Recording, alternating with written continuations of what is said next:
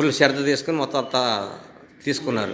అయితే ఈ మ్యూజియంలో ముఖ్యంగా మనకి యుద్ధానికి సంబంధించిన టైంలో ఫోటో లేదు కాబట్టి ఆ రాజులకు సంబంధించినటువంటి ఫోటోలు ఇక్కడ మనం చూపించడం అంటూ లేదు.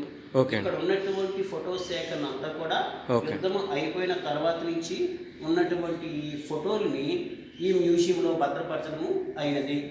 ముఖ్యంగా ఈ మ్యూజియంలో ఉన్నటువంటి ఫోటోలో వీళ్ళ నాన్నగారు ఇప్పుడు ఉన్నటువంటి 15వ తరం రాజావారి తాలూకా నాన్నగారు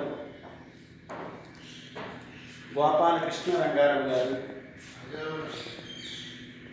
బొబ్బిలి 14వ రాజుగారైన గోపాలకృష్ణ రంగారావు గారు. ఈ రాజుగారికి కార్లు అంటే చాలా ఎక్కువ ఇంట్రెస్ట్. కార్లు అంటే చాలా ఎక్కువ ఇంట్రెస్ట్. మన ఇండియాలో ఎలాంటి మోడల్ కారు ఇచ్చినా ఫస్ట్ మొదటగా కొనుక్కునే వ్యక్తి.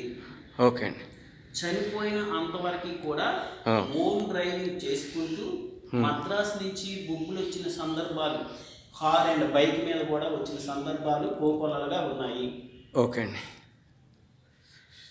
ఈ రాజుగారు తండ్రి గారు అంటే 13వ రాజు అయిన శ్రీ